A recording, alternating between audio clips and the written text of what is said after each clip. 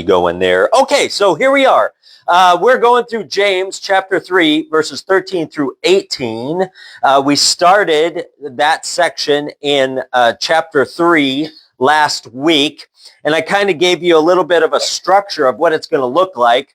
In previous sections of James, he's tried to get us to understand some really good basic things. He starts off in chapter 1 saying if you're going through a trial, those trials are sometimes things that God allows to happen to strengthen your faith.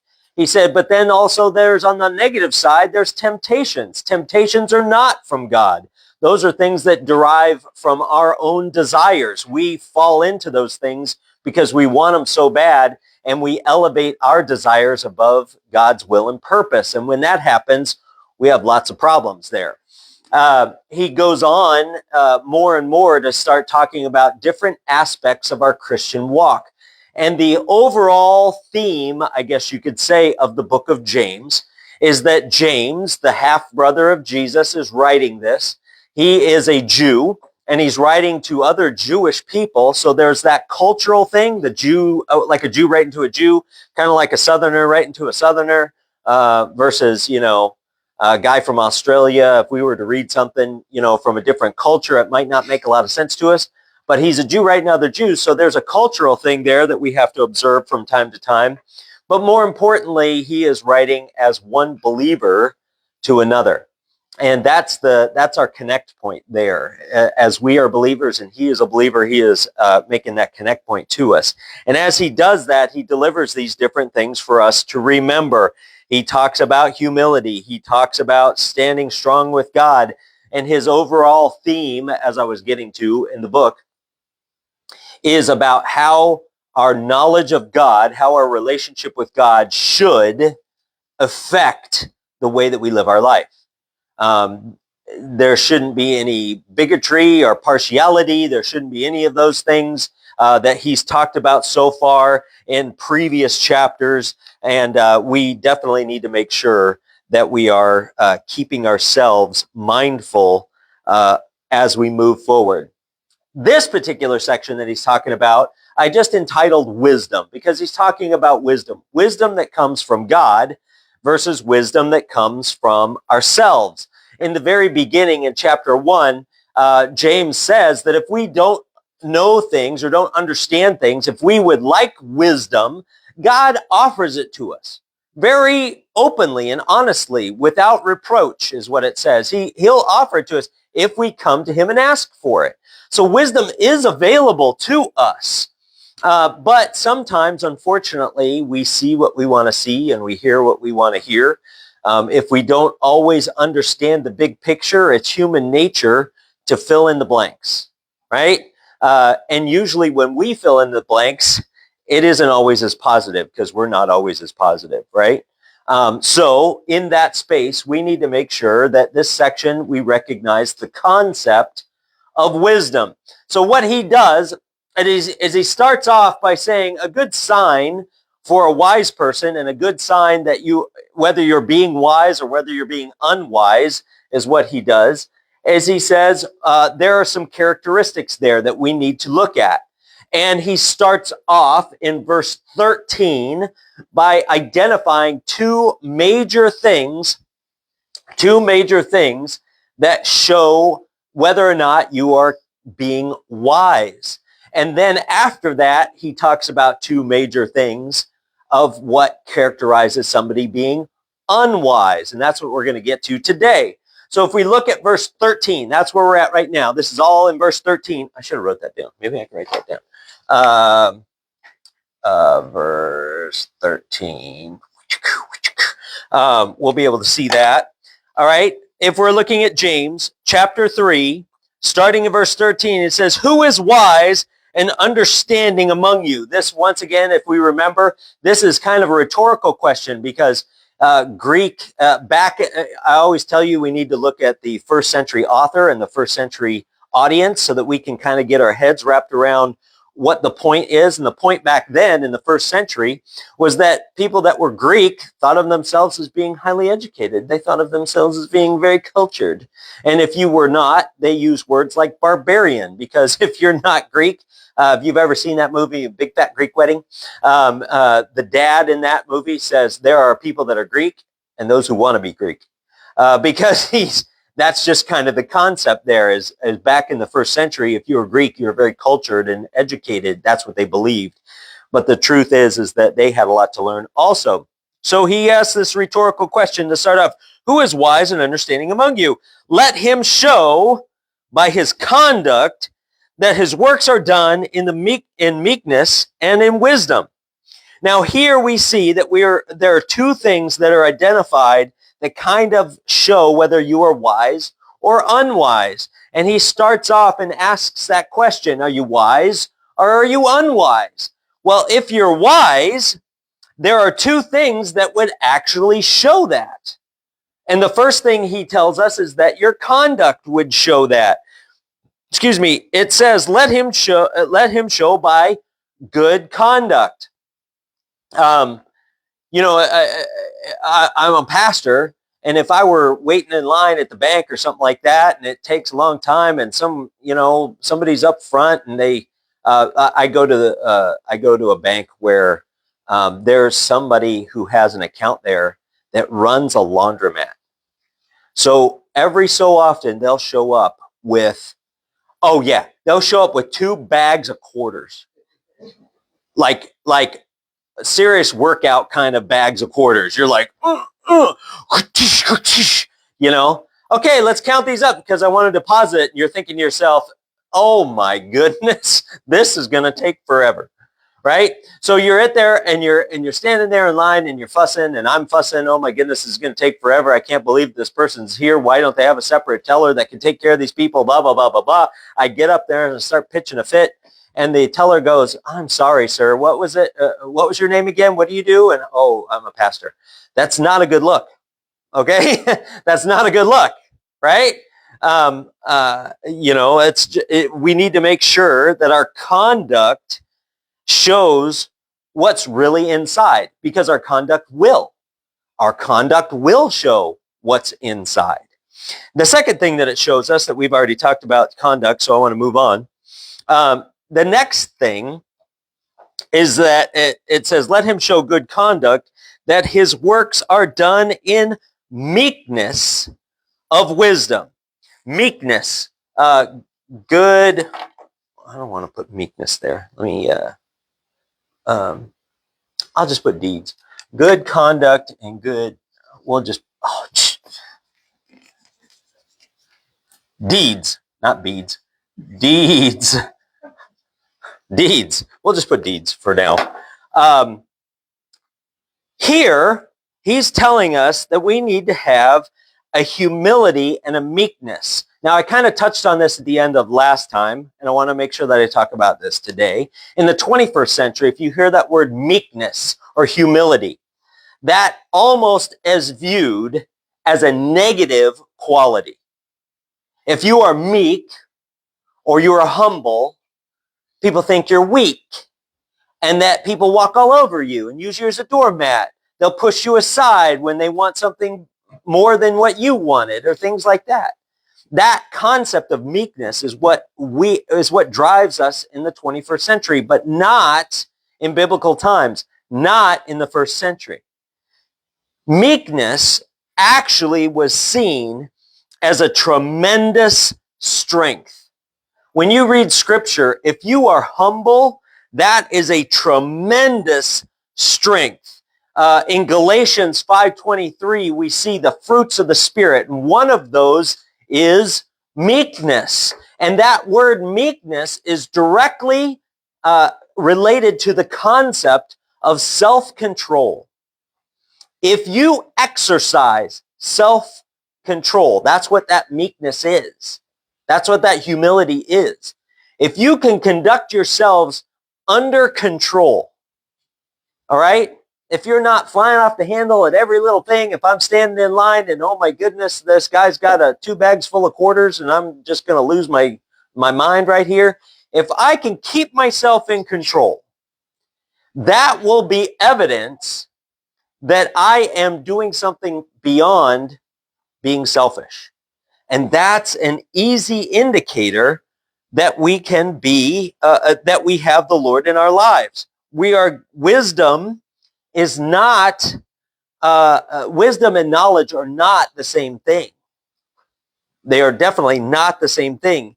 If you're looking here, we're going to see that he asks, who is wise and understand among you?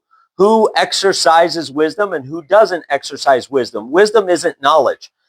People know about God. Science knows about God. Science works as hard as they possibly can to disprove who God is. And what's funny is that they use God as a baseline for why God doesn't exist. Well, I read the Bible, and the Bible says this, and I think this disproves that. So you're using the Bible as a base document for your belief system and trying to disprove it. It's kind of ironic and hilarious at the same time, right? So here we see that this meekness and this gentleness has that concept of self-control. And it shows that we need to make sure that we're exercising the knowledge we have. That's wisdom. Wisdom is the exercising of knowledge. If I know something to be true and I don't do it, that's foolish, right? If I know I'm supposed to drive on the right side of the road and I don't do it, that's foolish, right? That's completely foolish. If I know for a fact that the laws of the road specifically state that I am supposed to drive on the right side of the road and I decide to drive on the left side of the road, that is foolish. All right? And that foolishness doesn't just affect me, it affects everybody I come in contact with, literally and figuratively. All right? All right? So here we see that same concept here. Biblical wisdom is the exercising of knowledge. So meekness is not weakness. Meekness is biblical wisdom. And that's a profound application that we need to have when we are moving forward. In the previous section, in the beginning of chapter 3, he was talking about teachers, right? And, don't be too hasty to become a teacher because you're held to a better standard or a higher standard. And he started talking about those things, right? If you're going to carry that same theme forward, you want to make sure that if you're being wise in how you, and being a teacher, I got news for you. Being a teacher is every single person that you know. If you're standing up in front of a class like this, in front of a podium, and you're teaching people, that's what people think of as teachers. But if you are giving somebody directions to the store, if you're talking to your neighbor, anything that you do in the conversations that you have, you are conveying some level of knowledge. And in doing that, you need to make sure that you're conducting yourself and your deeds show that wisdom that comes from the truth. Now, having said that, we need to look at the next section because this tells us about what it looks like to be wise. But now we're going to look at the next verse, in verse 14 through 16, actually. And we're going to see what it looks like to not be wise. So James is using a contrastial, is that a word? Contrasting, we're going to say this, contrasting ideas here so that we can kind of gain an understanding of what is and what isn't wisdom. So if you look at verse 14, I'll read 14 through 16 because that's what we're going to talk about. We may not get to all of those verses, but we want to at least start in 14 and get some idea of what we're having here. So in verse 13, I'll back it up to 13. He says, let him show his wisdom by good conduct, that his works are done in the meekness of that wisdom. You want to show that wisdom? This is how you do it. These two things. Next, he says, but if you have bitter envy and self-seeking in your hearts, do not boast and lie against the truth. The wisdom does not descend, or this wisdom does not descend from above, but is earthly, sensual, and demonic. For where envy and self-seeking exist, confusion and every evil thing are there. Let's stop. All right. Let's get back to verse 14 because we want to be able to see the contrast here. Verse 13 tells us what is wise. Oh man, I should have wrote this a little further. I need more space. I need more space. Verse 14. Unwise. All right. Trying to get more space there for us. Okay. First thing that shows, if you're wise, you have good conduct, you have good deeds. Okay? The conduct is the way that we want to exercise the business of our lives, and our deeds are the things that we do, right? Conduct is just how we handle ourselves. Deeds are the outward things that we do. Here we see two things in verse 14. It says, but if you have what? Bitter envy. Does somebody have a different word than envy out there? A different translation? Jealousy. Jealousy is a fantastic word. I like that word. Jealousy. Envy or jealousy is the first thing. If you have bitter envy or bitter jealousy, is that first concept there. I'm going to write jealousy because I like jealousy better. Bitter. First thing. Bitter. Yes. Oh, that is so wrong. That is so wrong. Gel. No. Oh, my word. This is getting bad. I know. Oh, was I? Do I even know? I don't even know anymore. Oh, yeah, I was right. For those of you in the cheap seats, I'm the world's worst speller. It is 100% an indictment of our educational system. It's terrible. Bitter, jealous. Jealous. Well, I'm going to run out of room. I'll put Y on there. Who cares? Okay, so bitter jealousy. The first thing that we see here is bitter jealousy, and it refers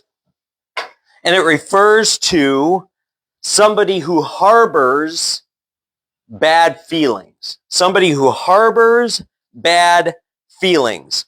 The word bitter in the Greek means harsh. Okay? Harsh. And the word envy or jealousy means the core of that Greek word means rivalry, believe it or not. Rivalry. So it is harsh rivalry is what that means. Harsh rivalry. If you are unwise, you have a harsh rivalry. Now, what does that mean? It means that the things that you have and the things that you've done, everything that you are about, whatever defines in your mind who you are. Maybe that's your money. Maybe that's your success. Maybe that's your some achievement that you've done. Whatever that looks like, right? Whatever that looks like, whatever that kind of thing is, that accomplishment is threatened by other people. Somehow that is threatened by other people. Okay? A harsh rivalry. Okay? In your mind, everybody is against you. In your mind, everybody is against you. Because something they do, something they say, something they possess, something they accomplish could be better than you. And it'll take the focus away from you. This concept here is really about success, I guess you could say. All right, in life, the truest statement I've ever been told is that there's always somebody better. It's true. I could be the best teacher in the world. There's somebody better out there. All right? I could be the best mountain bike rider. There's somebody better out there. I could be the best doctor. There's somebody better out there. And they've got an appointment with them instead of me. There's just truth in that, right? So the idea is that if we elevate ourselves to a point that is above God or above the truth of our meekness, right? Then we are then having this bitter jealousy, this harsh rivalry. And the sad part about this harsh rivalry, is that it's literally with everybody. Literally with everybody. You're not looking at somebody specific. You're not looking at somebody in your field. You're not looking at somebody who is doing the same, playing the same game or whatever. You're looking at literally everybody. Somebody random could come along and just be better at something than you are. How exhausting is that? Seriously, how exhausting is that?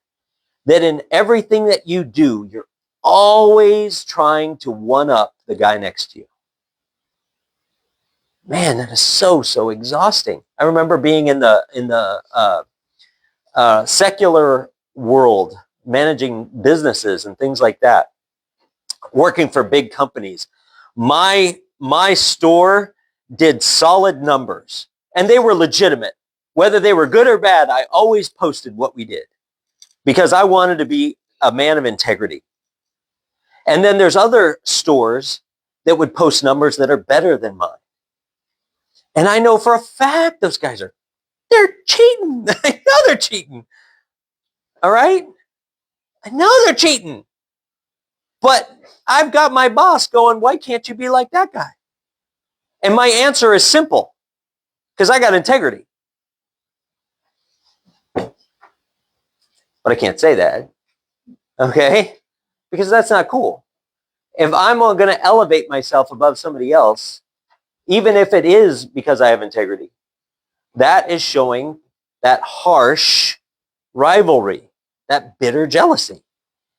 I may be true. I may be right. But do I want to just have integrity or do I want to be right? And that's the question. That's the question. Second thing it says here. If you're looking at verse 14, my bad. It says, if you have bitter envy and what? Self-seeking in your heart.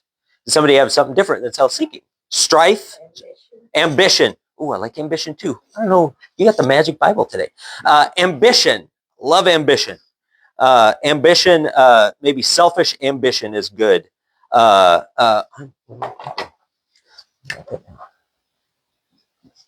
Selfish ambition. Is that right? No. All right. Oh, that's right. That's right. Ambition. There it is. That didn't even look right when I wrote it the first time. All right. You were just spelling it. Yeah, that's right. I was just going with it because I'm trying to do it really fast. Selfish ambition. Now that, believe it or not, in the Greek is one word.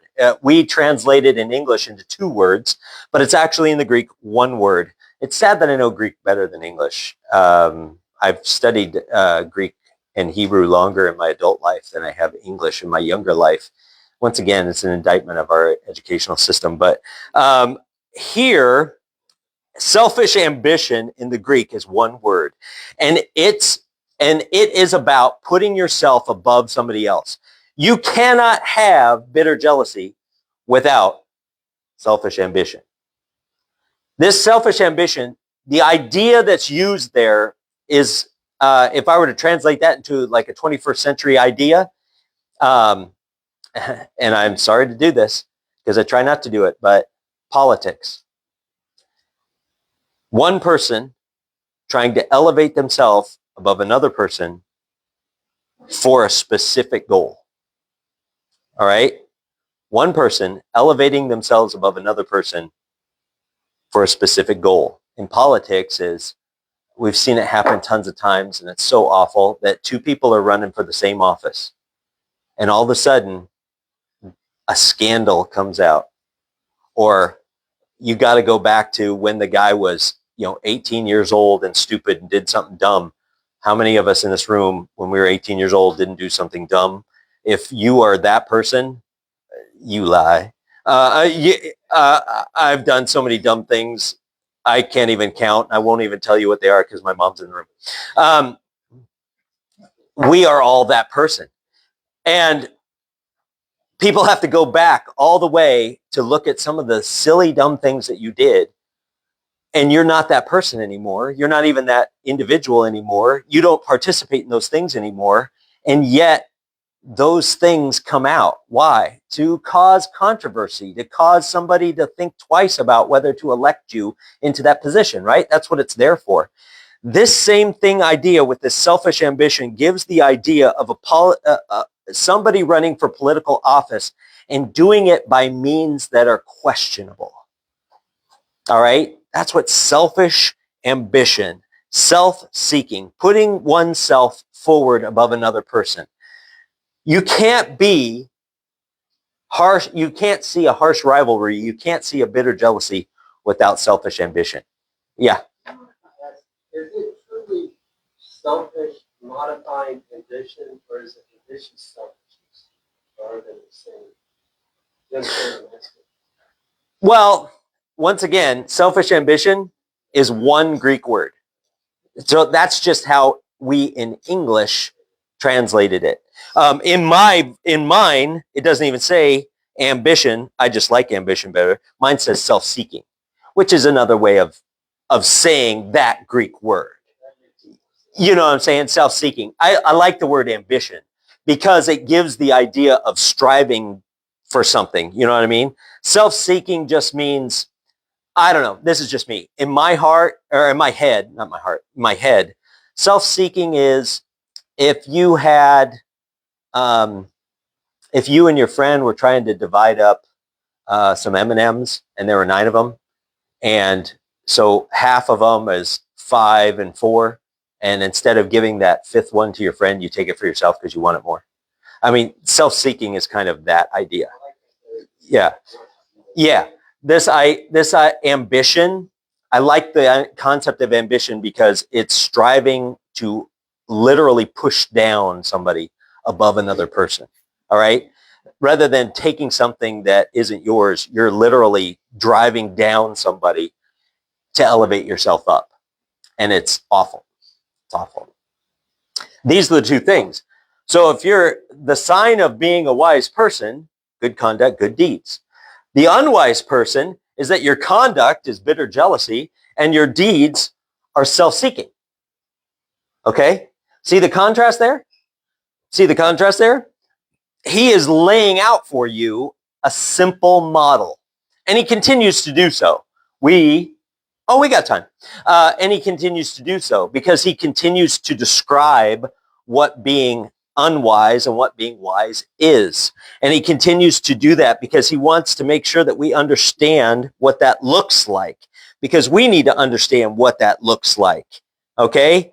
And don't think for a second that just because we have faith in Jesus Christ, that we don't have bitter jealousy and that we're not self-seeking. It happens. Why? Because we have a fallen nature. All right? We have a fallen nature. And it is that way. You know what I'm saying? Sometimes circumstance will even dictate these two things. If I go to the bank and somebody in front of me has 2 big bags full of quarters and I got nowhere to be, I can go, okay, I'll just wait.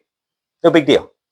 But if my circumstances are that I have to go pick up my son and I just kind of came in here real quick so I could deposit something and get out real fast, in and out real fast, because I have to go pick up my son from school because it's that time of the day and I've only got a few minutes, and I walk in there and I see these 2 big bags full of quarters and I'm thinking to myself, what is happening right now? Okay? Sometimes circumstance dictates those things, right? Sometimes circumstance dictates those things. All right? So we got to kind of keep that in mind too. Here, verse 14. Bitter envy and self-seeking in your hearts. And this is where we start to see an unfolding of some of the characteristics of what this being unwise looks like. Okay, so let me take a, we'll blue it. Oh, well, I don't want to do that there. Take it back. Here. Okay. I ran over a little bit there. Now we want to look at characteristics. A sign of this is that. Oh, I guess I could put characteristics on there. Can you spell? Yes, I can. I'm looking at my little chart that I made. I don't think I put anything there. I didn't put anything there, but I guess I can. Let me start over here because I always run out of space. Character. Now you're got me in. Now you're in my head. Characteristics. Boom. Characteristics. Oh, ER. I knew that. It was so close. Characteristics. Okay? Characteristics. So a sign of wise or unwise, but then there's characteristics of what's wise and unwise, right?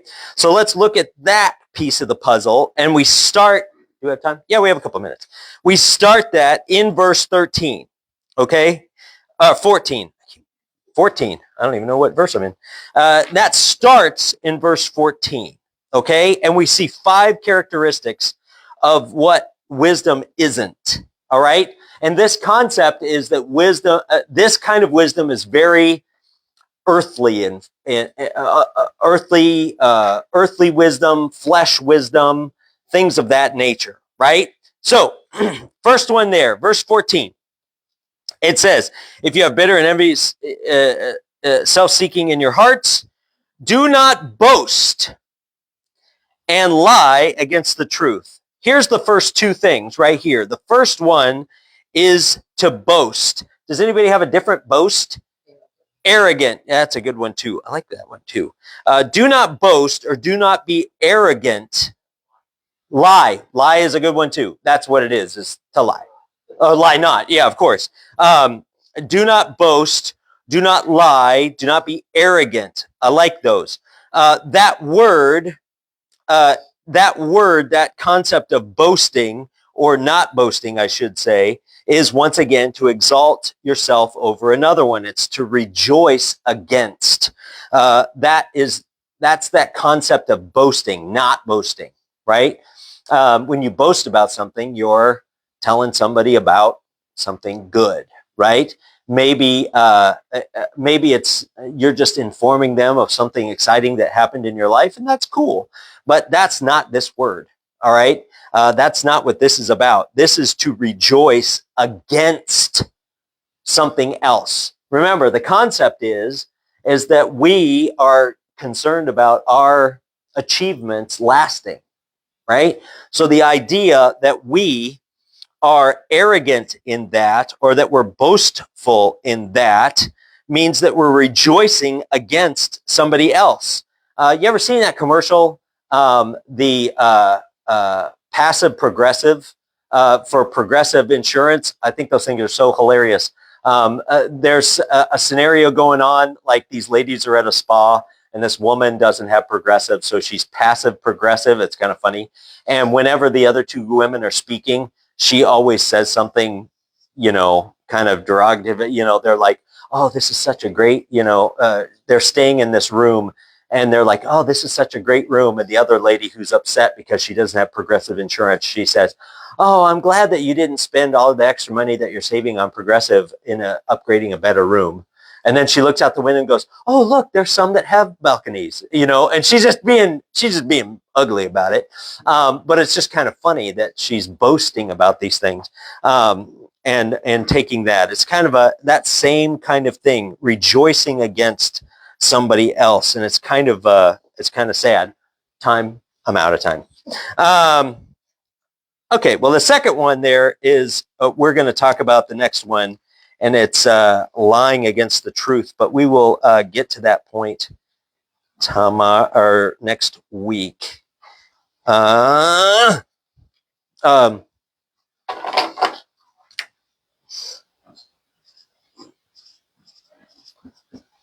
Boast Verse 14. Making these notes so I don't forget. Okay, right on. Okay. Any questions, comments, thoughts, anything? All right. The novel always blows me away because it's like so far ahead of its time in a way. So like things it's like arcane. Yeah.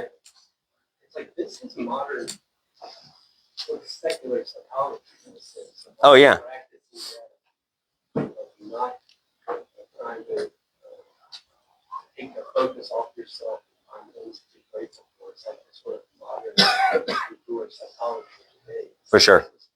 2,000 years ago, it's like maybe don't be other people. Yeah. Yeah, exactly. And that's kind of the point of, if you just linguistically speaking, and this is nerdy stuff, if you look at it, you can see an obvious structure to the way things are written and stuff like that. So there has to be somebody guiding that. You know what I'm saying? A lot of the guys that were chosen to be disciples and stuff, I mean, Peter, writes 2 books, and John and these guys, James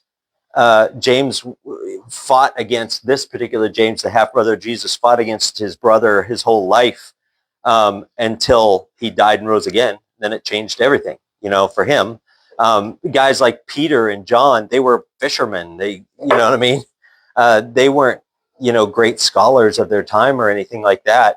So in that space, you see that when you see these structures and these things emerging, obviously there's something guiding it. And how you could not view that and see it as some kind of divine hand is a little crazy. But anywho. Okay, let's go ahead and we'll pray and we'll be done. Dear Lord, thank you so much for this opportunity that we have to look into your word and to see the structure of this and understand what is wise and what is unwise. At the core of what it is, it shows us that by knowing you, by being part of your family, our conduct and our deeds, the way that we handle ourselves and the way that we present ourselves to the world should show evidence of our faith in you. And if not, then we're going to be just like everybody else. And it's going to be hard to get people to understand the importance of your love and your grace and your mercy if we're just like everybody else. So, dear Lord, please help us to look at that same concept. Help us to have that self-control. Help us to have that wisdom that comes from you, and in the way that we act and behave and conduct the business of our lives. So, dear Lord, thank you so much for this time that we can look at that and give us something to think about and to pray about, that we might be able to show that in our lives, and that we will honor you with that life as our Savior. And we take this time, we lift it up to you. In Jesus' name, amen.